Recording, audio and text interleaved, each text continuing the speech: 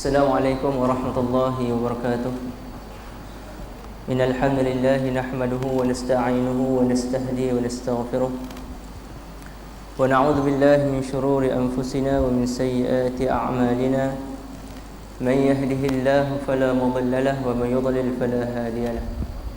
Qala rabbi shrah li sadri wa yassir li amri wa hlul 'uqdatam min lisani yafqahu qawli, amma ba'd.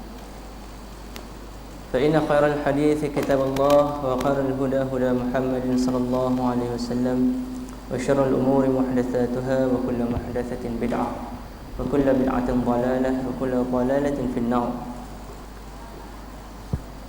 Alhamdulillah, pada malam ni insyaAllah kita akan sambung pengajian kita yang mana yang terakhir kita telah jalankan pada bulan 2 itu ya. Iaitu kuliah kita yang terakhir, kita telah pun menyentuh berkaitan dengan perkara-perkara yang membatalkan solat dan juga solat menghadap ke kubur. Jadi insya-Allah pada malam ni kita akan sentuh berkaitan dengan satu bab baru, iaitu tentang pakaian ketika solat.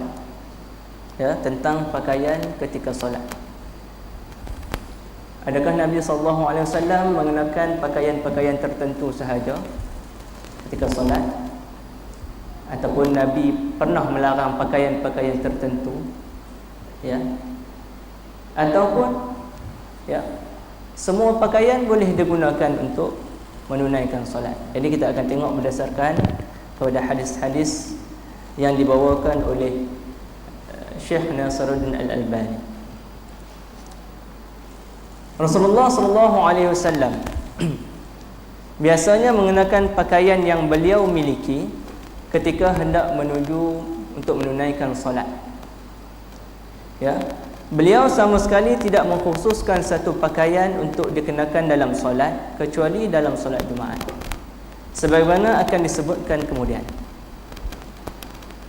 Kadang-kadang Nabi SAW disebutkan salla fi hullatin hamra, iaitu baginda Nabi SAW mengenakan pakaian yang berwarna merah.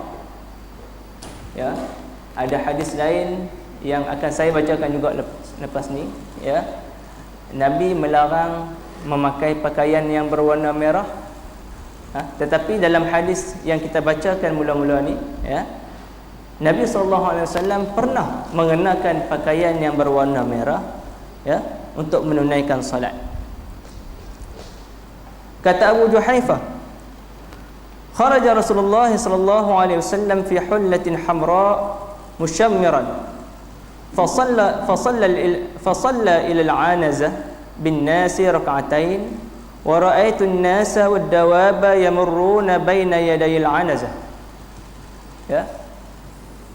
Pernah satu ketika Rasulullah SAW mengerjakan solat, ya, dengan mengenakan pakaian berwarna merah. Ya. Kemudian fasalla ila al-'anazah bin nas, dia letakkan satu tongkat di hadapan dia ketika dia bersemayam dengan para dengan manusia, dengan para sahabat. Wa ra'aitu an-nasa wad-dawaba yamurruna baina yaday al-'anazah. Dan kata Abu Juhaifah, dia kata, aku tengok manusia dan juga binatang-binatang ternak, ya, lalu lalang di belakang tongkat Nabi tadi. Ya, sebelum ni kita telah bincangkan berkaitan dengan perlunya untuk kita memasang sutrah ataupun pembatas di antara kita dan juga tempat solat kita. Dan telah pun kita bincangkan bahawa kadar ukuran sutrah itu lebih kurang dalam tiga apa nama ni? Hasta. Ya, 3 hasta. Ya, lebih kurang macam tu. Dan telah pun kita bagi tahu bahawa bila mana adanya kita meletakkan sesuatu sebagai sutrah tadi, maka apa sahaja yang berlaku di belakang sutrah ataupun di belakang pembatas tu, maka itu tidaklah mengganggu solat kita. Cumanya bila ada orang nak lalu di antara kita dengan sutrah, barulah kita disunnahkan untuk kita menegah orang tersebut lalu.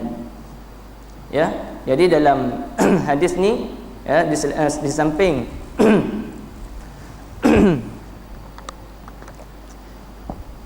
kita mendapat pengajaran bahawa Nabi SAW mengenakan pakaian yang berwarna merah, ya, dalam hadis ni juga ada hukum yang kedua, iaitu keperluan kita mengenakan sutrah bila kita hendak menunaikan solat. Ya. Lepas tu apa nak jadi belakang sutrah tu pun jadilah. Tak ada masalah sebab kita dah letakkan pembatas. Ya. Hadis ini diriwayatkan oleh Al-Bukhari, Muslim, Abu Daud, An-Nasa'i dan lain-lain. Ya. Hadis ini menunjukkan bolehnya mengenakan pakaian yang berwarna merah. Dan pandangan ini adalah merupakan pandangan ulama Syafi'iyah dan ulama lain-lainnya. Dan inilah pendapat yang benar, insya-Allah, menurut pandangan Syekh Nasruddin Al-Albani. Adapun hadis-hadis yang menyebutkan larangan mengenakan pakaian yang berwarna merah tidak satu pun yang sahih. Sedang penafsiran Al-Hullatul Hamra yang berwarna merah yang ditafsirkan, ada sebahagian ulama yang kata Hullatul Hamra tu maksud dia ada garis merah, bukannya pakaian tu color merah, tapi hanya ada satu garisan merah. Ada garis merah, sebagaimana yang disebutkan oleh Ibnul Qayyim dalam Zadul Ma'ad, juga merupakan pandangan yang tak tepat, kata Syekh Nasruddin Al-Albani. Sebab kata dia memang Nabi SAW dalam hadis ini memakai pakaian yang berwarna merah.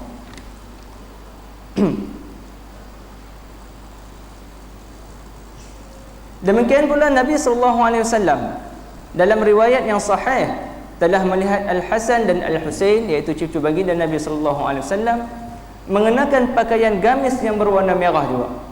Dan walaupun dia tengok cucu-cucu dia pakai color merah, pakaian merah tadi, ya, beliau tak menegah ataupun tak mengingkari apa yang dilakukan oleh cucu-cucu baginda. Ini juga nak menunjukkan bahawa Nabi SAW tidak menegahlah untuk kita memakai pakaian yang berwarna merah. Ya. Okey, seterusnya yang disebut sebagai al-hullah. Ya. Al-hullah ni bahagian bawahnya berupa sarung dan bahagian atasnya berupa rida ataupun jubah.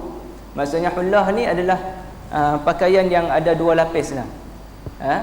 Bahagian bawah, bahagian dalam dia adalah sarung dan bahagian luarnya jubah. Dan memang pun kita dalam hadis-hadis yang saya akan bacakan, memang pun kita disunnahkan untuk memakai dua lapis kain lah. Dua lapis kain berbanding dengan satu lapis kain. Nanti kita akan bacakan hadis-hadis yang berkaitan dengan perkara ni. Ya.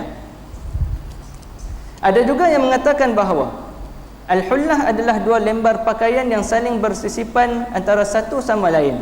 Sedangkan rida adalah pakaian luar ataupun mantel ataupun jubah yang melapisi pakaian bahagian dalam yang diselendangkan kedua bahu dan berada di atas kedua pundak, di atas kedua bahu. Ya. Seterusnya, beliau juga memerintahkan agar mengenakan kedua jenis pakaian ini. Kata Nabi SAW, "Idza shalla ahadukum falyatazir wal yartad." Bila seseorang di antara kalian hendak mengerjakan solat, pakailah sarung dan juga rida ataupun jubah, mantel. Ya. Dan dalam hadis yang lain Nabi melarang, naha ay yusalliya ar-rajulu fi sarawali wa laysa alaihi rida. Dalam satu hadis yang lain, Nabi melarang seseorang yang mengerjakan solat di dalam seluar tanpa dilapisi bahagian atasnya dengan jubah tadi. Ya. Hadis ni diriwayatkan oleh Abu Dawud. Ya, hadis berkaitan dengan tegahan tadi diriwayatkan oleh Abu Dawud. Ya. Nanti kita akan bincangkan mengenakan pakaian yang dua lapis. Lepas tu ada hadis yang berkaitan mengenakan pakaian yang selapis. InsyaAllah kita akan tengok satu persatu.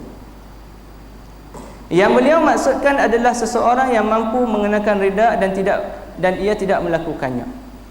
Ya, seperti sabda Nabi sallallahu alaihi wasallam, "Idza shalla ahadukum falyalbis thawbayhi fa innallaha ahaqqu man tuzayyina lahu. Fa in lam yakun lahu thawbani falyattazir idza shalla wa la yashtamil ahadukum fi salatihi ishtimal al-yahud." Ya. Apabila salah seorang di antara kalian hendak mengerjakan solat, maka hendaklah ia mengenakan 2 lembar kain, 2 lembar pakaian, kerana ia lebih baik, lebih pantas kita berhias di hadapan Allah Subhanahu Wa Taala.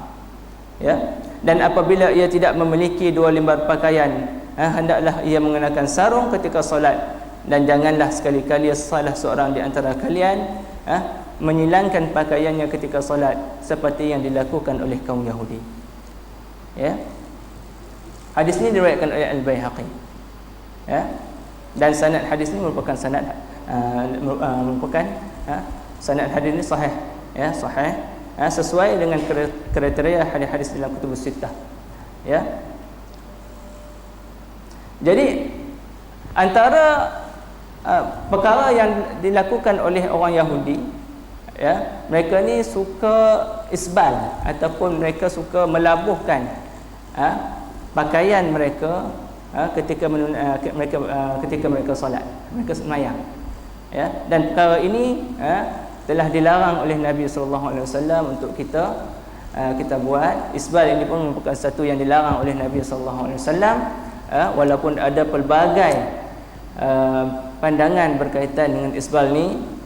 Sebahagiannya mengatakan hukumnya totally haram, mutlak.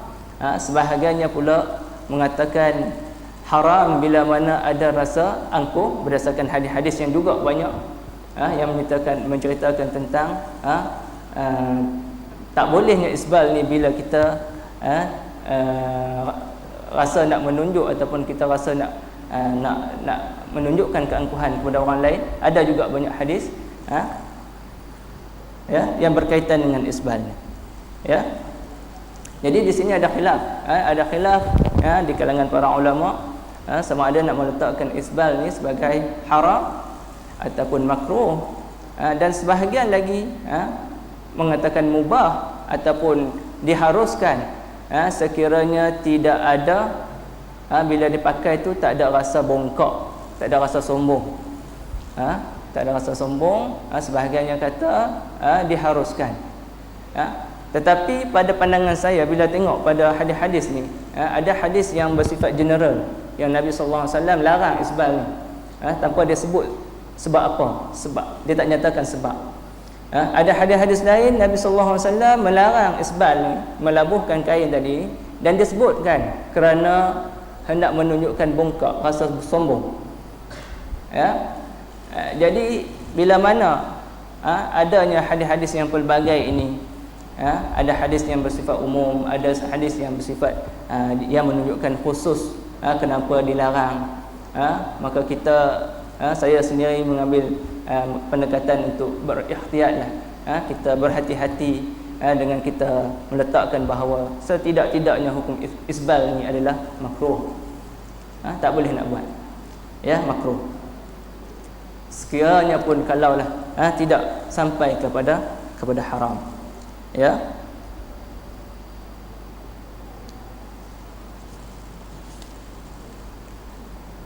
Seterusnya,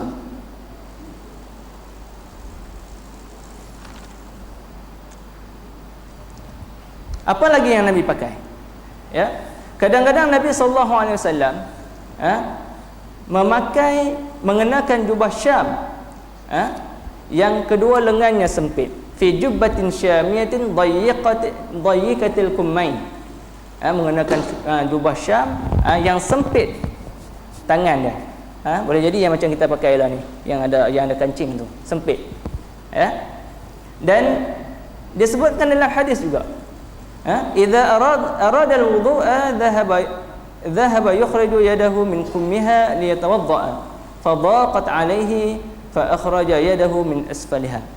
Dan bila mana Nabi SAW bila dah pakai jubah yang sempit tangan ni, ya, dan baginda Nabi SAW nak wuduk, maka dia keluarkan, dia dah tak boleh nak keluarkan tangan dia untuk nak berwuduk,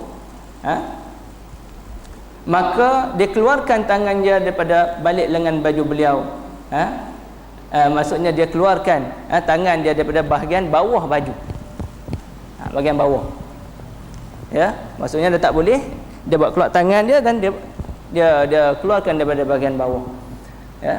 Dan bila Syekh Albani dia huraikan perkara ni, dia kata ini juga menunjukkan bahawa Nabi SAW dia pakai pakaian dua lapis. Sebab kalaulah kata dia tak pakai pakaian dua lapis dan dia angkat baju dia, kan, dia angkat baju dia untuk dia hulurkan tangan dia ketika mana dia nak basuh tangan ketika wuduk, maka sudah tentu nampak aurat dia. Maksudnya dalam banyak keadaan Nabi SAW, Nabi menggunakan dua lembar kain. Bahagian dalam dia letak sarung, bahagian luar dia pakailah jubah. Tak kira lah jubah Syam ke, jubah apa ke, jubah Rom pun dia biasa pakai. Macam-macam jenis pakaian yang Nabi SAW pakai sebenarnya ketika menunaikan solat. Jadi tidaklah khusus sebenarnya, kalaulah kita katakan sekarang ni orang suka pakai jubah putih saja, baguslah pakai jubah putih tu, ya, ataupun jubah hijau sahaja, dan kita khususkan itu sahaja dengan pakaian Nabi, tak betul, ya. Sebab Nabi pakai berjenis-jenis pakaian ketika menunaikan solat. Key point dia, ataupun kata kunci dia bila Nabi pakai baju ni, nak menunjukkan keluasan kepada kita di dalam berpakaian ketika menunaikan solat. Cumanya nanti kita akan sebutkan, ya, ada pakaian-pakaian tertentu yang Nabi larang. Itu pun dengan sebab Nabi SAW tak nak kita sama dengan penganut agama lain. Adapun pakaian-pakaian yang tidak melambangkan keagamaan agama lain, maka diharuskan untuk kita pakai. Diharuskan untuk kita pakai. Ya, tak ada masalah sebenarnya. Ya, di dalam berpakaian ni, menutup aurat, bersih, ya, kita pakai pakaian yang menutup aurat, kemudian kita pakai pakaian yang bersih, tidak ada najis yang kelihatan, yang jelas, pakailah, nak pakailah, ya. Kemudian kita pakai pakaian dengan tidak terlalu melabuhkan, isbal, tak lalu labuhkan kain ataupun seluar kita sehingga melepasi buku lali, pakai. Sebab itu tidak ada larangan oleh Nabi sallallahu alaihi wasallam, ya. Ibnul Qayyim mengatakan dalam kitabnya Zadul Ma'ad, adapun lengan baju yang lebar dan panjang seperti kain rumbai-rumbai yang melambai-lambai itu, tuan-tuan, ya, beliau dan para sahabatnya sama sekali tak pernah mengenakannya, dan itu termasuk perbuatan yang menyelisihi sunnah.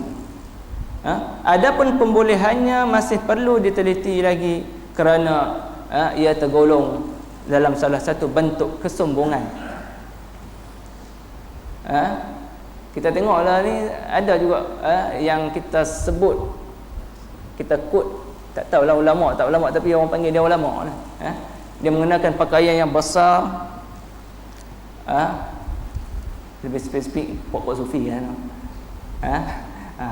Mengata pakai pakaian yang besar, kemudian apa nama ini pun besar, melambai-lambai, ya.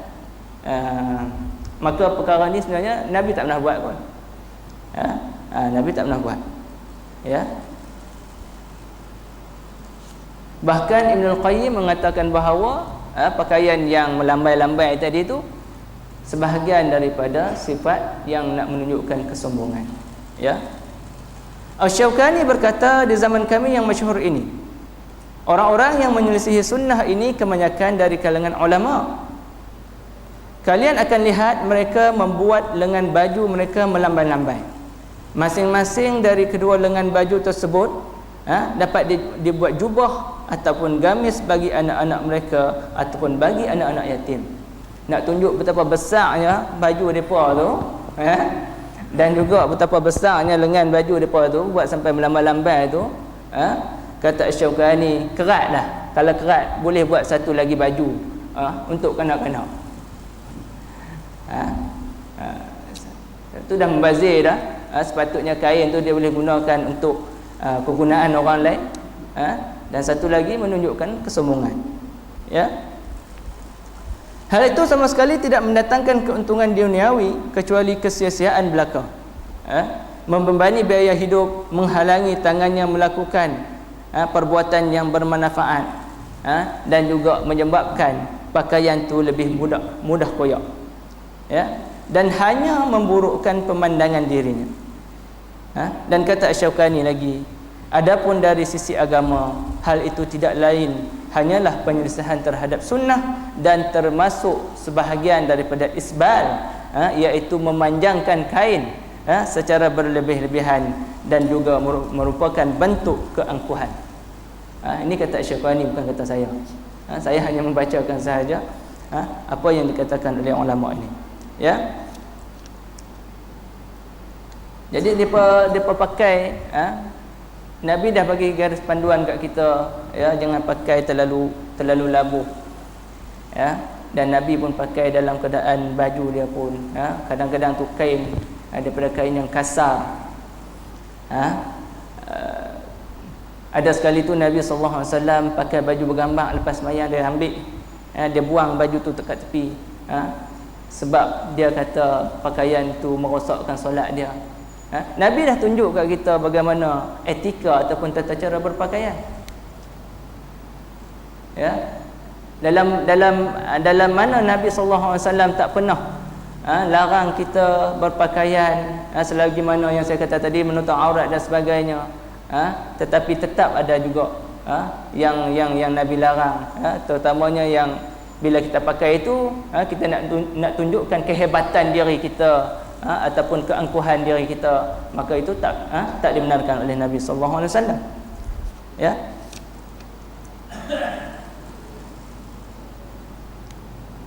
Okey, seterusnya. Okey, apa lagi yang Nabi pakai? Ya.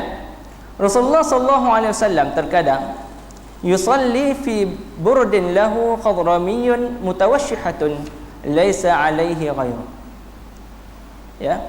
Kadang-kadang Nabi sallallahu alaihi wasallam solat dengan memakai pakaian khadrami, ya, yang diselempangkan di kedua bahunya, dan beliau tidak mengenakan pakaian luar yang selain daripada itu. Hadis ini diriwayatkan oleh Ahmad dan At-Tahawi. Ini kita dah nak masuk kepada perbincangan tentang memakai selembar kain di dalam solat. Boleh ke tak boleh? Tadi 2 lembar kain.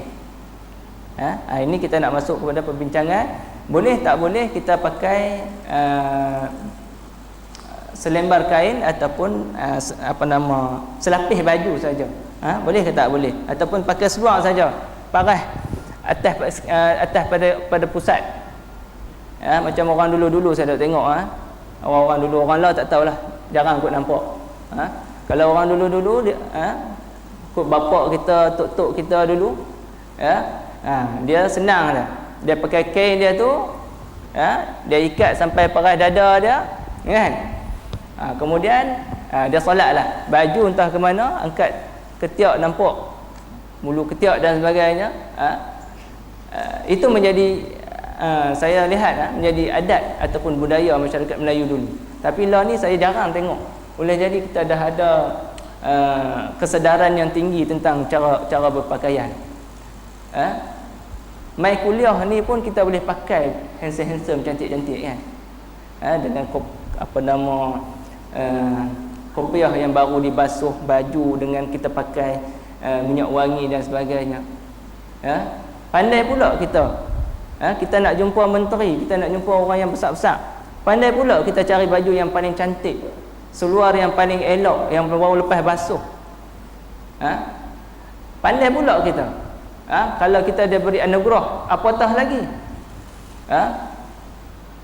Kalau kata diberi darjat apa nama datuk ke apa, kena pergi istana, kena pakai baju kali hitam dan sebagainya, baju Melayu. Pandai pula kita pergi tempuh baru. Kan? Tak berani pula kita nak melawan tata cara berpakaian bila kita berhadapan dengan manusia. Ya, tapi bila jumpa dengan Allah, ini yang saya nak tegur. Kadang-kadang kita pakai baju singlet kita tu, baju pagoda tu kadang-kadang tak basuh seminggu. Bertaik lalat, angkat takbir tu nampak lubang-lubang sana sini kan. Kenapa kita tak nak melebihkan Tuan dan Tuhan yang Maha Agung melebihi manusia? Maksudnya kita ni tuan-tuan ada lagi rasa kehambaan kepada makhluk lebih daripada merasa kehambaan kepada pencipta. Sebab itulah dalam bab-bab yang simple macam ni pun kita tak boleh nak berhias diri untuk Allah. Kita lebih rela berhias diri kerana kita nak jumpa dengan manusia. Ya. Okey. Kata Al-Baji, yakni beliau meletakkan hujung kain yang ada di bahagian bawah lengan kanan di bahu kirinya dan meletakkan ujung kain yang ada di bahagian bawah lengan kiri di bahu kanannya.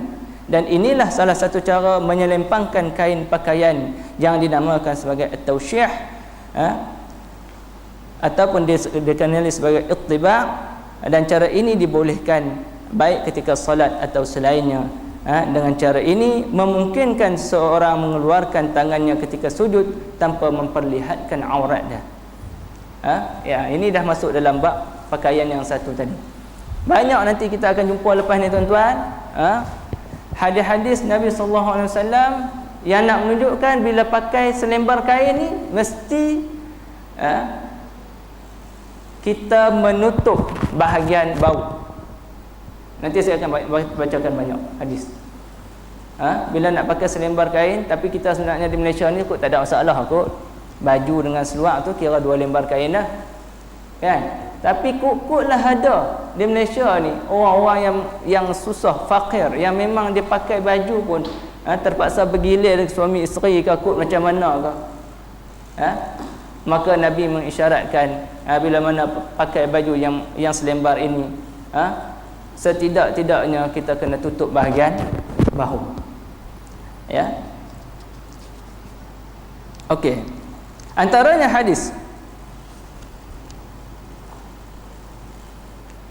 Umar bin Abi Salamah, ia berkata, ra'aitu Rasulullah sallallahu alaihi wasallam yusalli fi thawbin wahidin mustamilan bihi fi baiti Ummi Salamah wadi'an tarafaihi ala atiqaihi.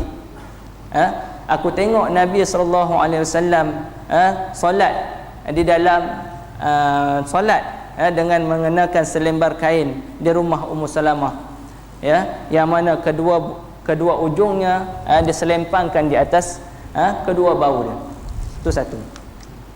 Ya. Kedua, hadis Ummu Hani, anna Rasulullah sallallahu alaihi wasallam shalla fi baitiha 'am al-fath 8 raka'atin fi thawbin qad khalafa baita tarafai. Pun sama tuan-tuan, hadis Ummu Hani. Rasulullah sallallahu alaihi wasallam mengerjakan solatnya di rumah Ummu Hani pada saat Fathu Mekah, sebanyak 8 rakaat, ya, dengan mengenakan selembar kain yang diselimpangkan juga di atas bahu dia. Ya. Yang ketiga, hadis Jabir bin Abdullah, ra'aitu Rasulullah sallallahu alaihi wasallam yusalli fi thawbin wahidin mutawashshihan bih. Aku tengok Nabi sallallahu alaihi wasallam pakai pakaian daripada selembar kain ketika solat. Mutawashshihan ni maksudnya selempang, dengan maksud menyelempangkan kain tadi di kedua bahu dia. Dan hadis ini semua dan banyak lagi hadis di sini dibawakan oleh Syekh Albani, 4-5 hadis, semuanya merupakan hadis-hadis yang sahih belaka. Sahih belaka nak menunjukkan bahawa bila kita pakai pakaian selembar kain maka kena kena tutup bahagian bawah. Ya, kena tutup bahagian bawah. Okey. Walaupun begitu, ada satu athar daripada Ibnu Mas'ud, yang mana Ibnu Mas'ud pernah melarang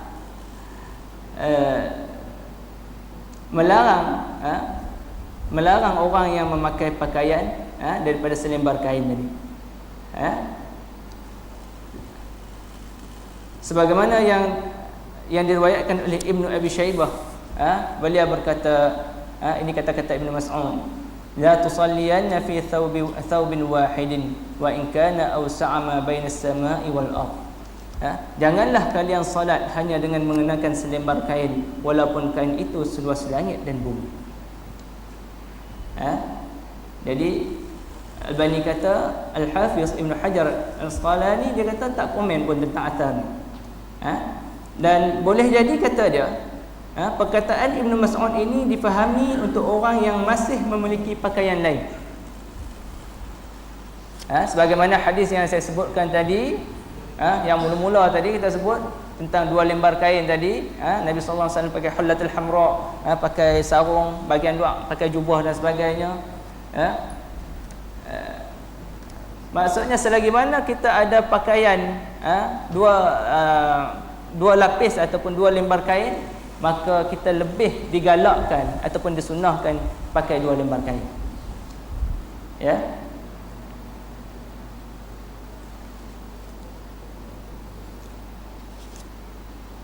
Seperti yang ditunjukkan oleh hadis Ibnu Mas'ud lainnya yang diriwayatkan oleh Abdullah bin Ahmad dalam Zawaidul Musnad dari 2 jalan, iaitu dari Abu Mas'ud Al-Jariri dan daripada Abu Nadrah bin Baqiyah.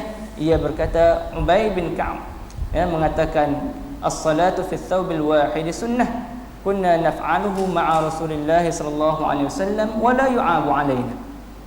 Ya, kata Ubay bin Ka'ab, ya, salat di dalam satu pakaian ataupun satu baju ni, satu lembar kain ni sunnah. Dan kami pernah buat benda ni bersama dengan Nabi SAW, dan Nabi tak mencela kami. Dan benda tu didengar oleh Ibnu Mas'ud. Ibnu Mas'ud kata, innama kana dzaka idh kana fi thiyabi qillah, fa amma idh wassa'a Allahu fas-salatu fi thawbaini azka. Kata Ibnu Mas'ud, hal itu sunnah jika kain tadi sikit.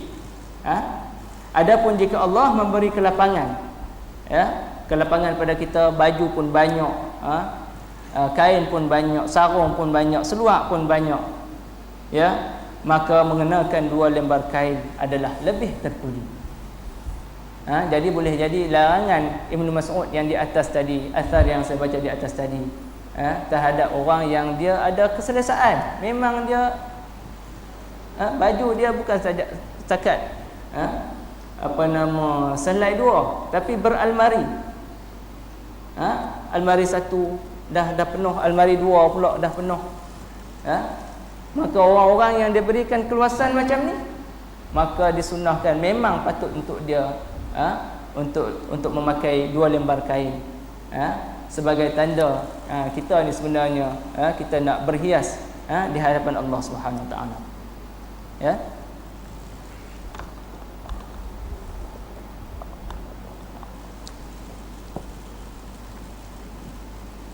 Ya, dan banyak lagi lah. Banyak lagi hadis-hadis Nabi sallallahu alaihi wasallam, ya, yang menunjukkan keharusan sebenarnya, keharusan untuk kita menunaikan solat di dalam selembar kain. Ya. Tapi itulah, di antara syaratnya ataupun di antara sunnahnya ialah kita kena pastikan bahawa kita menutup bahagian bawah, ya, bahagian bawah.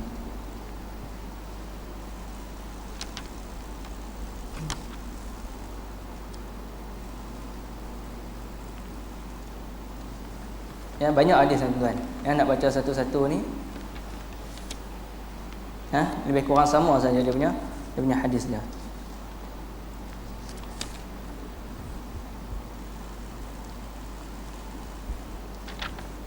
Kemudian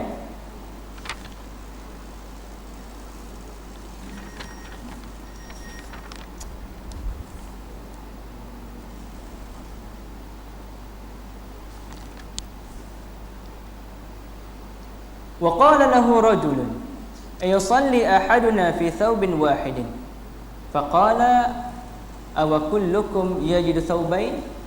Dalam satu hadis, seseorang berkata kepada Nabi sallallahu alaihi wasallam, bolehkah kami ni nak solat di dalam selembar kain? Maka Nabi kata, apakah di antara kalian semua ni ada 2 lembar kain? Semua kaya ke? Semua ada kelapangan ke? Semua cukup ke pakaian? Dan sekiranya lah Nabi sallallahu alaihi wasallam mewajibkan kita memakai 2 lembar kain ketika solat, maka ini tidak menampakkan keluasan Islam. Ya, sebab itu dalam kes ini Nabi sallallahu alaihi wasallam membenarkan kita untuk pakai selembar kain ya ketika menunaikan solat. Okey.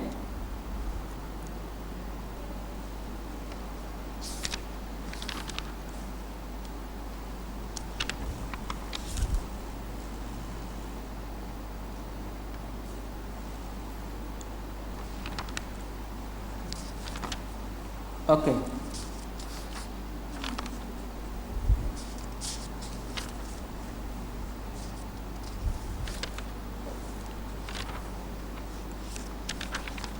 Okey, tuan-tuan dan puan yang dirahmati Allah. Ya. Begitulah sedikit perbincangan berkaitan dengan pakaian Nabi sallallahu alaihi wasallam. Ya, yang mana bila mana kita tengok di sini ada beberapa perkara yang ditekankan oleh Nabi sallallahu alaihi wasallam di dalam pakaian ni. Yang pertamanya tidak ada penetapan bahawa hanya pakaian-pakaian tertentu sahaja yang dibenarkan untuk kita menunaikan solat. Sebagaimana yang saya maklumkan tadi, menutup aurat, cukuplah kita menutup aurat dengan pakaian kita tadi. Kita pakai pakaian yang bersih, dan kita pakai pakaian yang tidak menunjukkan identiti agama lain. Ya. Dan dalam masa yang sama, Nabi melarang kita dalam berpakaian ni, ya, kita melabuhkan kain melebihi buku lali, ataupun dalam yang saya sebutkan tadi, kita membesarkan lengan baju sampai macam jadi bendera pula kan. Dan sebab dikatakan bahawa itu sebahagian daripada isbat, dan kalaulah kita nak pakai pakaian daripada selembar kain ataupun susah sangatlah kita ni, maka disunnahkan kita untuk menutup bahagian bawah. Ya, disunnahkan untuk tutup bahagian bawah. Jadi kita tutup untuk kita punya perbincangan berkaitan tentang pakaian ni untuk setakat ini. Ya. Okey, kita masuk sikit tentang wanita solat dengan mengenakan khimar ataupun tudung. Ya. Rasulullah sallallahu alaihi wasallam bersabda, la yaqbalu Allahu salata haid illa bi khimar. Allah tidak menerima salat wanita yang sudah sampai umur haid melainkan dengan mengenakan tudung. Hadis ini diriwayatkan oleh Abu Dawud, At-Tirmizi, Ibn Majah dan lain-lain. Ya.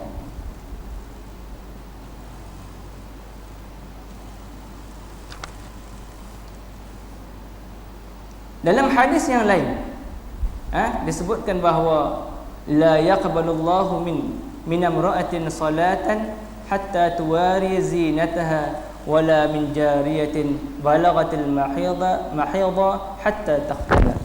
Ya, Allah tidak akan menerima salat seorang wanita hingga ia menutup perhiasannya, dan juga salat seorang gadis yang telah menginjak umur haid hingga ia mengenakan kerudung, pakaian yang menutup aurat. Ya, pakaian yang menutup aurat. Hadis ini diriwayatkan oleh At-Tabarani. Ya, jadi dalam kes ataupun dalam isu yang berkaitan dengan pakaian perempuan ni, tuan-tuan dan perempuan, sebagaimanalah yang difahami oleh orang-orang kita juga, orang Melayu kita, nak solat ni kena pakai kain telekung. Tak ada telefon tak boleh sembahyang. Kalau pergi satu surau tu, surau Tesco ke, surau mana kan telefon dia, surau-surau di RNR dan sebagainya. Surau dia punya kain telefon dia dah berbau. Bau macam-macam dengan apa nama tai lalat dan sebagainya. Kemudian kain telefon dia tak cukup. Maka sangguplah orang perempuan kita menunggu. Tunggulah giliran untuk nak dapatkan kain telefon. Pasal apa benda ni jadi tuan-tuan? Sebab orang perempuan tersebut dia tak yakin bahawa pakaian yang dipakainya menutup aurat. Sedangkan dalam bab pakaian bagi perempuan juga, tidak disebutkan pakaian yang khusus bagi orang perempuan untuk menunaikan solat. Maksudnya boleh bagi orang perempuan hendak mengenakan pakaian harian dia, dengan syarat pakaian tersebut mestilah menutup aurat. Kalau orang perempuan dia yakin, dia pakai tudung tu memang dah di bawah bahagian dada, kemudian dia pakai apa nama baju yang ada butang, yang tak menampakkan bahagian lengan dia, kemudian dia pakai stokin dan sebagainya, pakai jubah dan sebagainya, baju kurung pun tak apa, tapi menutup aurat, maka sebenarnya tak ada masalah pun. Tak ada masalah pun untuk dia menunaikan solat dia dalam pakaian tersebut. Cuma masalah sekarang ni orang kita, terutama orang perempuan, minta maaf makcik-makcik, kakak di belakang, tak yakin dengan pakaian yang kita pakai. Jadi bila tak yakin ni, adalah something wrong somewhere. Boleh jadilah dia tak yakin tentang tudung dia. Dia rasa macam tak berapa nak cukup panjang tudung aku ni, ataupun baju jenis apa nama ketat di bahagian pinggang, sampai menampakkan bentuk tubuh badan, ataupun pakaian di bahagian bawah ada terlalu singkat, dan sebagainya. Maka ketidakyakinan tersebut sebenarnya menyusahkan diri kita. Satu lagi, nak menunjukkan bahawa sebenarnya kita tak yakin bahawa kita telah menutup aurat dengan sempurna. Sebab kalau kita yakin kita tutup aurat dengan sempurna, maka kat mana pun kita pergi, kita boleh pakai pakaian yang kita pakai itu untuk menunaikan solat. Tak perlulah kita tunggu telekung, sampai kadang-kadang setengah jam nak tunggu telekung, di tempat-tempat yang sesak dan sebagainya, ataupun kita bawa telekung lain. Bawa tu tak ada masalah tuan-tuan, silakan, boleh. Nak bawa tak ada masalah, tapi nak menunjukkan Islam ini mudah sebenarnya.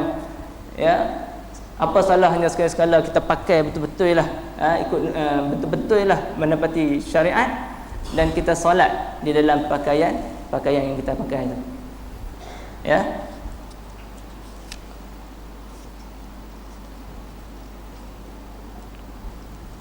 Okey.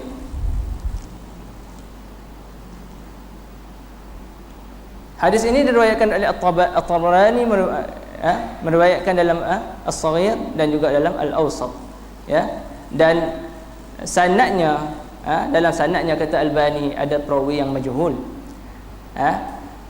tapi kata dia, ulama telah mengamalkan hadis ini bahawa apabila seorang wanita telah menginjak dewasa dan ia mengerjakan solat namun ada bahagian rambutnya yang tersingkap, maka solatnya tak sah. Dan ini adalah pendapat Asy-Syafi'i. Kata Asy-Syafi'i, tidak sah solat seorang wanita sedangkan sebahagian daripada anggota tubuhnya tersingkap. Dan Al-Imam Asy-Syafi'i juga mengatakan, ada juga yang berpendapat jika kedua telapak kakinya tersingkap, maka solatnya adalah sah. Saya berkata, kata Albani, pendapat Syafi'i yang betul, kata Albani, ialah dalam kitab dia Al-Um. Kata Syafi'i, setiap bahagian tubuh wanita adalah aurat, kecuali kedua tangan dan juga muka dia. Itu pandangan Syafi'i yang sebenar. Jadi bagi orang perempuan yang dia dah pakai stokin, dia pakai pakaian yang besar, pakai tudung pun lepas daripada parah dada dia, ada pula air semayang, maka bolehlah dia menunaikan solat tanpa dia pakai telekung lagi, ya.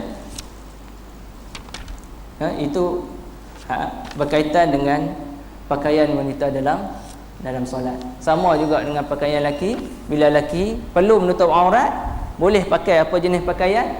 Sama lah juga orang perempuan, syarat dia mesti menutup aurat, boleh juga pakai dengan apa juga pakaian. Yang penting adalah menutup aurat dan bersih, ya. Okey.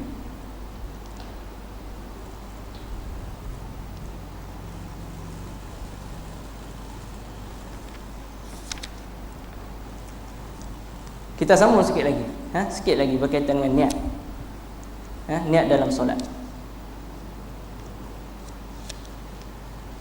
Rasulullah sallallahu alaihi wasallam bersabda, "Innamal a'malu binniyat wa innama likulli imri'in ma nawa." Sesungguhnya setiap amalan itu bergantung kepada niat, dan setiap orang tu dia mendapat sesuai dengan apa yang diniatkan. Hadis ni memang merupakan hadis yang sahih dalam Bukhari, Muslim, dalam Kutubus Sittah memang ada. Dalam kebanyakan kitab-kitab hadis semuanya meriwayatkan hadis-hadis ini, ya, iaitu berkaitan dengan keumuman ataupun keperluan niat di dalam setiap perbuatan ataupun ibadah, ya. Cuma ya, adakah di dalam solat kita perlu melafazkan niat lafaz niat tertentu, sebagaimana yang sebagian besar daripada umat Islam di Malaysia buat? Perlu tak dalam solat ni kena ada sahaja aku solat fardu Isya 4 rakaat mengikut imam ataupun menjadi imam kerana Allah Ta'ala? Dan perlukah dilafazkan sebelum nak niat dalam hati, yang kita kata niat itulah, perlukah kita melafazkan usalli faradhal isya 4 rakaatin ma'muman lillahi ta'ala? Ada ke tak ada? Nabi buat ke tak buat ni? Ya, maka kita akan bincangkan sikit.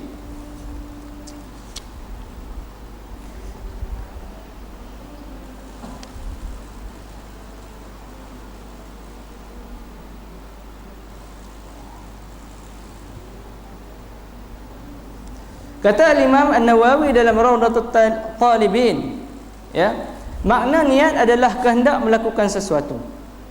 Seseorang yang hendak mengerjakan solat menghadirkan niat dalam hati dan fikirannya tentang solat yang hendak ia kerjakan dan tata caranya. Seperti niatnya untuk solat zuhur atau solat fardu atau solat selainnya. Selanjutnya ia menghadirkan ibadah itu bersamaan dengan takbiratul ihram. Ini kata ulama besar mazhab Syafi'i. Dia kata niat ni adalah kehendak kita nak buat sesuatu. Sebab mustahil bila kita nak solat kita tak niat dulu. Ataupun kita nak makan nasi, kita tak niat nak makan nasi, tiba-tiba ambil nasi dalam periuk, ambil kuah, ambil apa semua, tiba-tiba suap je, tiba-tiba. Maka mustahil tiba-tiba itu, mesti dengan niat. Begitu juga dengan solat. Kita dah belajar ilmu berkaitan dengan solat. Kita tahu solat maghrib 3, isyak 4. Mula-mula masuk dengan takbir, akhir dengan salam. Maka kita sudah ada ilmu berkaitan dengan solat. Maka kata Nabi sallallahu alaihi wasallam, "Idza qumta ila shalah fa asbigh al-wudu, fa asbigh al-wudu, thumma istaqbil al-qiblah fakabbir." Bila kamu hendak menunaikan solat, sempurnakan wudu, cari arah kiblat, kemudian terus angkat takbir.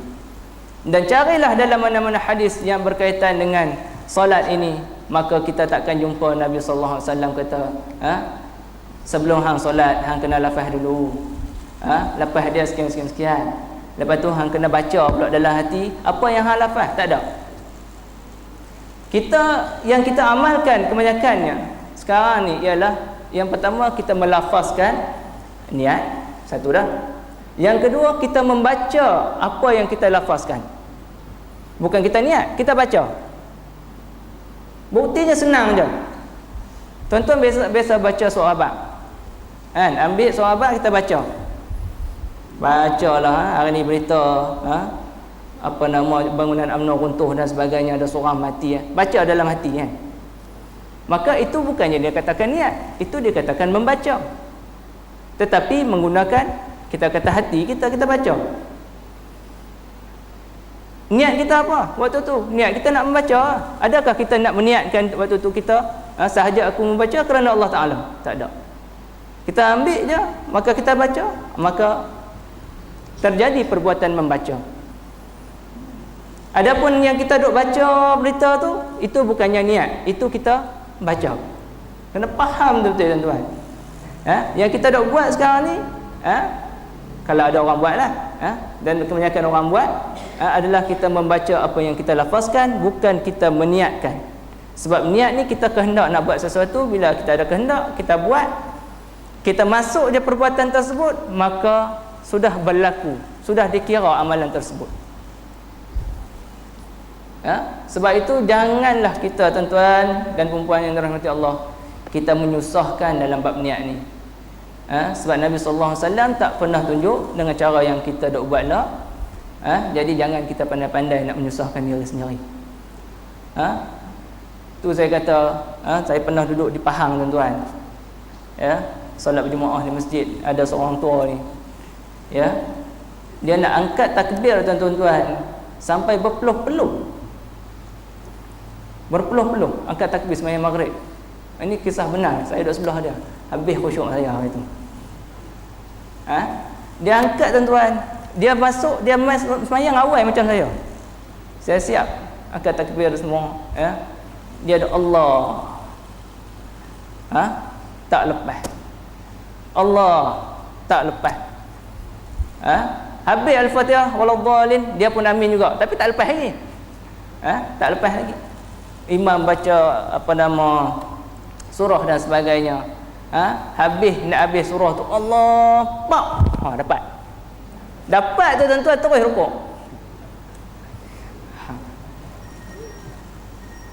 Pasal apa jadi lagu ni tuan-tuan?